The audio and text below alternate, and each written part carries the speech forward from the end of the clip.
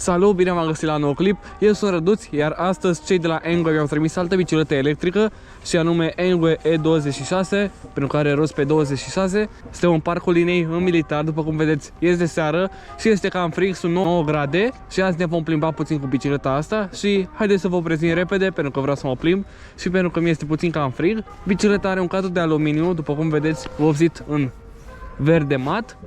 Aici este bateria, bateria se poate scoate cu cheia, ai învârtit cu cheia și poți să iei bateria în casă să o încarci.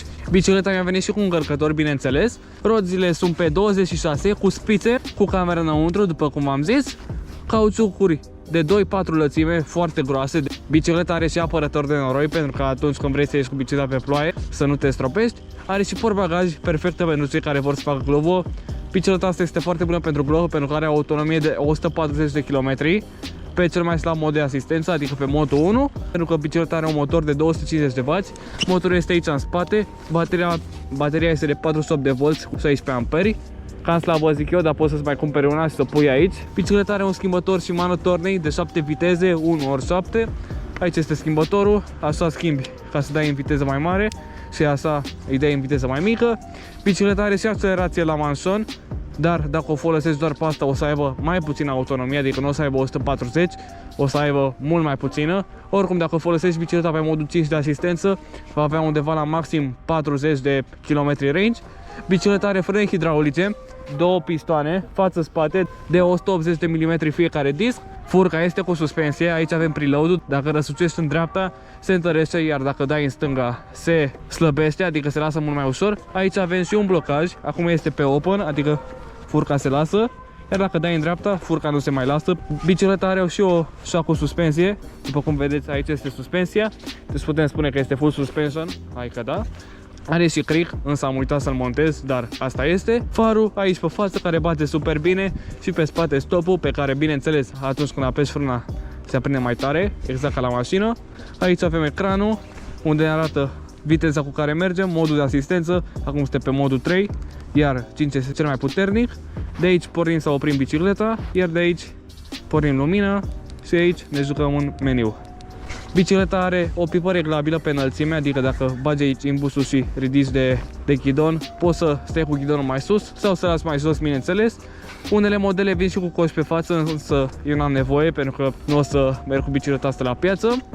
Pedale de fier, bineînțeles, bicicleta mi-a venit cu încărcător, cu plăcuțe de schimb față-spate, cu o siguranță care e de la motor, bineînțeles. Bicicleta îți vine cu garanție cu comanzi de pe site, iar dacă o comanzi acum în luna decembrie o să ai reduceri foarte mari, pentru că vine Crăciunul. Aveți mai multe detalii în descriere și aveți un link de pe care vă puteți comanda și primiți o reducere din partea mea, sau dacă folosiți codul meu. Și haideți să ne plimbăm cu bicicleta, pentru că este noapte, mi-e frig și vreau să mă duc o dată acasă.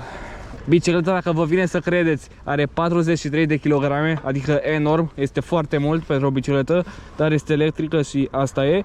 Haideți să ne dăm și pe aici puțin de skatepark, să vedem dacă putem. Aici cred că o să ating, dar n-am atins, ce bine. Motorul are puțin lag, adică când încep să pedalezi nu trage instant. Și asta e cam la orice bicicletă din câte am văzut electrică. Hai să sărim și aici. Doamne ferește.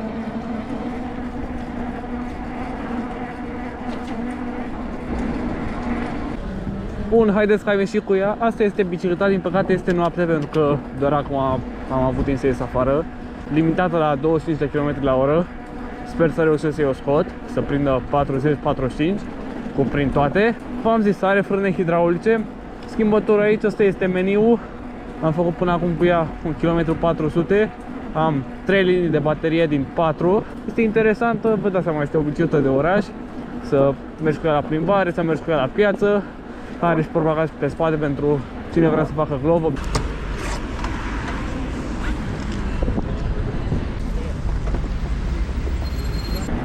Suntem pe Iuliu Maniu, este ora 4:30. Vedeți ce aici e aglomerat. E vai de noi și vreau să mă opresc undeva să scot limitarea asta, că nu convine, că e limitată. 5 minutes later. Da, din păcate bicicleta nu poate fi delimitată, este limitată la 25 de km pe oră. Sigur, este o modalitate să scoți limitarea asta, dar nu știu, nu merge, pentru că până acum mergea, dar la ultimele biciclete chiar n-am putut să scot. După cum vedeți, aveți și far, se pornește de aici pe butonul ăsta. Pe butonul ăsta umbli aici în meniu. Iar pe acest buton modifici asistența. Nivelul 5 este cel mai puternic. 4, 3, 2, 1 și 0. Roți foarte groase de fat bike cu spițe. Lumini față-spate. Atunci când pui frână, bineînțeles, se aprinde stopul.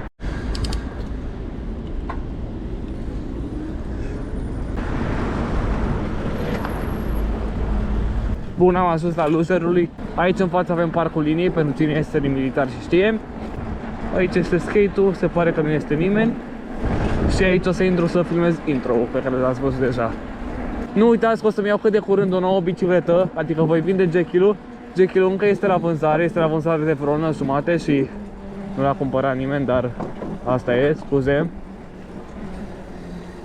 Și vreau să-mi iau o nouă bicicletă și va veni, cred că în luna decembrie o voi avea. Și voi posta mult mai des pe YouTube, adică ca înainte, o dată la câteva zile, nu o dată la o săptămână sau 10 zile ca acum. Și puteți să-mi dați un follow pe Instagram, Răduț, și pe TikTok la fel. Mi este foarte frig, pantalonii mei sunt rupți pentru că m-am ușcat câinii. De data asta am mănuși, sunt încă răciri pentru că data trecută când am ieșit, adică în clipul trecut am răcit pentru că am avut doar un hanorac și au fost 4 grade și am stat cam 4 ore afară și mi-a fost super frig. Acum am geacă pe mine și nu mi este așa frig, dar tot nu vreau să răcesc. Frânele țin, vom face mai în față un test de frânare și voi frâna în 3, 2, 1. Destul de bine, zic eu, ținând cont că frânele încă nu sunt rădate. Mamă, chiar este frig să dea naiba, ha? Furca îți face treaba, dar are puțin joc.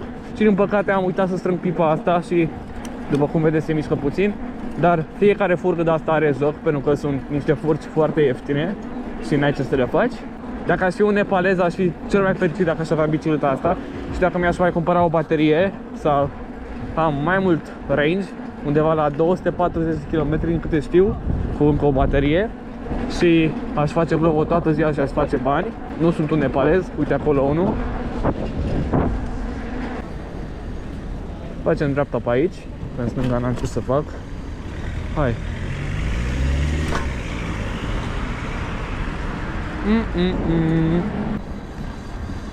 N-are nimic. Pac. Bicicleta, v-am zis, are și accelerație aici în manșon, însă nu este activată. Furca se aude, dar asta e, n-am ce să fac, pentru că nu este o furcă scumpă, după cum am zis, nu este vreun foc sau ceva. Iar dacă ați ajuns până aici, o să vă rog să lăsați în comentarii ce clipuri vreți să mai filmez, adică prin ce locuri să mai merg, habar n-am ce vă trece vouă prin minte. De exemplu, ce biciclete vreți să mai testez. Bicicleta trage super bine, ținând cont că are un motor de 250 de W. Dacă era și delimitată, era mult mai bine, dar din păcate nu este. Ia uite, se pupă. Vai, ce frumos! Incredibil! Acum pun asta, fac. Hai că merge dacă e. Doamne ferește, ce am ajuns să fac cu viața mea.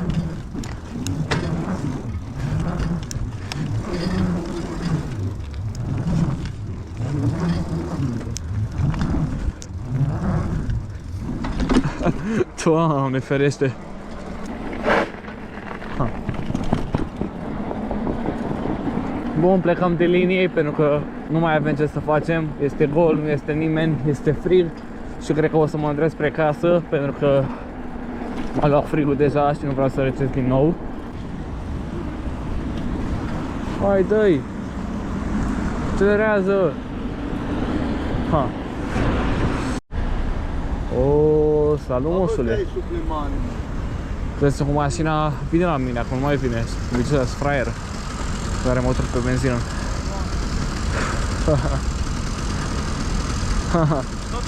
Mersi, la fel!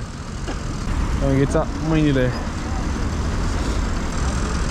O să iau și o bicicletă pe benzină, sau cine are și vrea să ne împrumute să fac și eu un clip, să-mi dea mesaj pe Insta, pentru că chiar mi-aș dori, cred că ar fi Caterinca, să vin cu părâietoarea aia prin skate park. Ia uite-l. Să rămână. Vedeți, mie nu-mi cere. Auzi, am o cu bicicleta asta, vai de capul ei. Na. Merge la domnul cu Loganul.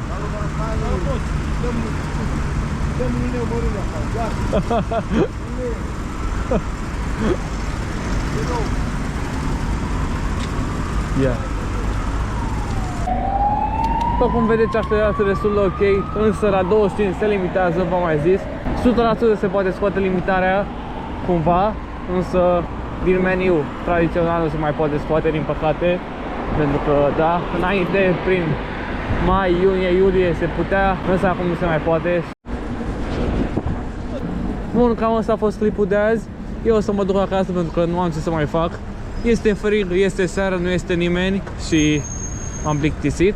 V-am arătat bicicleta, aveți link cu ea în descriere și cu mai multe coduri de reducere acum că este iarnă. Lăsați un like la video, follow pe Instagram, un subscribe dacă n-ați făcut deja și ăsta a fost clipul, salut!